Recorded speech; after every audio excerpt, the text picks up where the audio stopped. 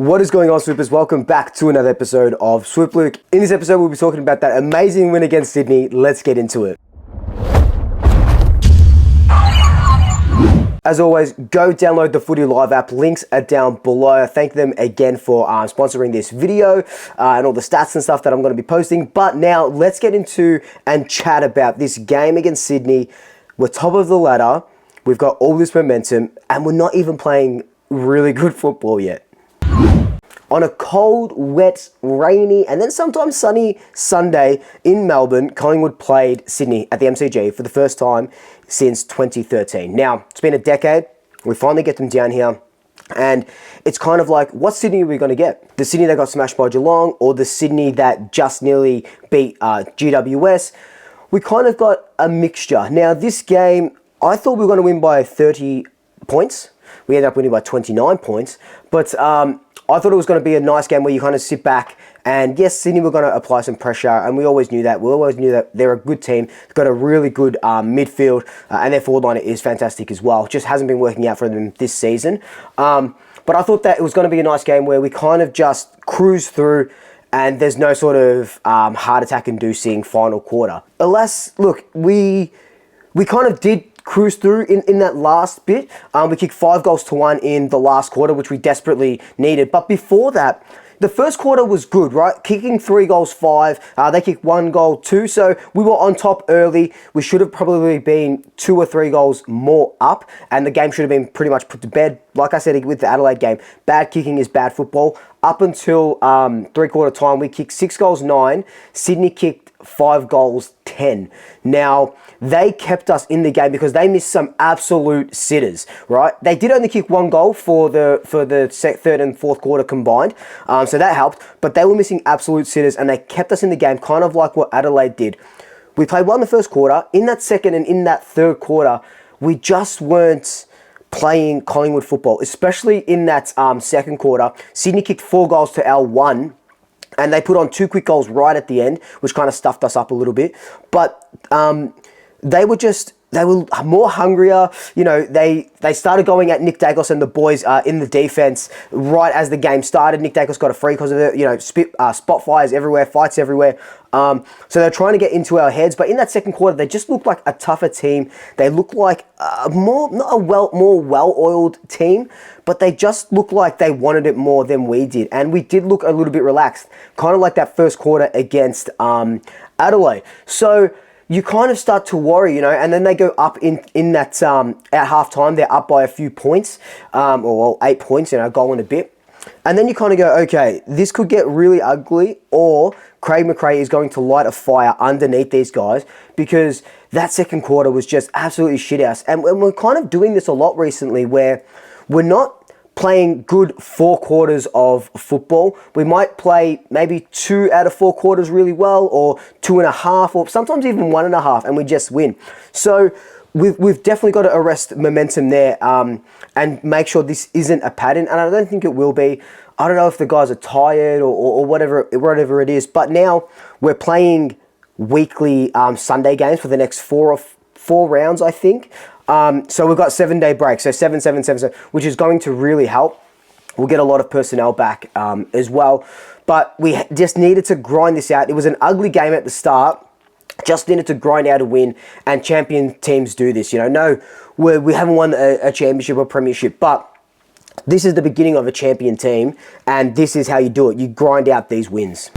So, talking about the personnel a little bit, we'll start with the big one. Scott Pendlebury came back, and he was just absolutely scintillating. Like, he was back to his best, 31 disposals, 5 clearances, and he was just adding that little finesse that we really lacked against Adelaide. And I know we shouldn't be relying on a 35-year-old to give us this finesse, but he's Scott Pendlebury. You know, he's always going to be that player, and we'll never see another player like him again in the AFL. Maybe until Nick gets more midfield minutes and stuff like that. But he just added that finesse that, yeah, we lacked against Adelaide. And just the little things that he was doing, the little kicks, the little setup goals, and yeah, just attacking, and he did really, really well. And thankfully, he's back and his eye's okay.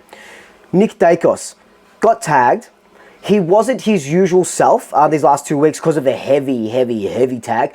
No one tags in the AFL anymore, but now they're tagging a 20-year-old. So that does say something. They were using a little bit of dirty tactics with like the fights and trying to get into his head and stuff like that. But he is finding ways to impact the game without getting 40 disposals. He had 5 tackles, which was the second most on the ground, and 27 pressure acts, which was the most on the ground. So he went at 75% disposal efficiency for 25 disposals. And like I said, even though he's getting tagged and he's not influencing the game as much as he used to when he was getting 40 disposals and stuff like that, he's finding other ways to do it, and that is with pressure acts, that's with tackling, or it could be with meters gained, clearance, whatever it may be. It's actually helping him with his game, this tag, because it's like, okay, so maybe I won't get 40 disposals a game, but maybe I'll lay 8 tackles a game, or maybe I'll get 30 pressure acts a game. So he's actually adding to his repertoire. So thank you, and bring on the heavy tags. Another couple of people that I want to shout out, Isaac Quaynor, Darcy Moore, Nathan Murphy. They had 23 intercept possessions between them. Isaac Quaynor probably played his best game for the Pies, 22 disposals, a tackle, 9 marks, 2 clearances, and nearly 300 meters gained. He did really well. Tom Mitchell, I can just go on and on and on about every single one of these players who just did their job well. Big shout outs to my boy Brody Mychek. I predicted he's finally going to kick his bag of 5, and he did. He kicked the last goal with 5 seconds to go or something like that. So kudos to him. He finally gets his bags of 5 after, I think it was 12 or 13, no, 12 games where he's kicked 4 goals. So well done to Brody Mychek there. And also Jamie Elliott. He hasn't been informed, but he kicked a big goal when we needed him and applied a lot of pressure when we needed him as well. Now, all that's done, right? Praising the players and praising Mason Cox coming back is huge as well. Really helps us. Billy Frampton is doing... Look, I can just go on and on about what every single player done. And you say, oh, maybe make a players rating video. I probably could, but then it's just me rambling on about 30 minutes about how much I love every single one of these players and what they bring to the table. Now, we are first on the ladder, a game in hand. And I know it's round 8. I know we're 1/3 of the way through.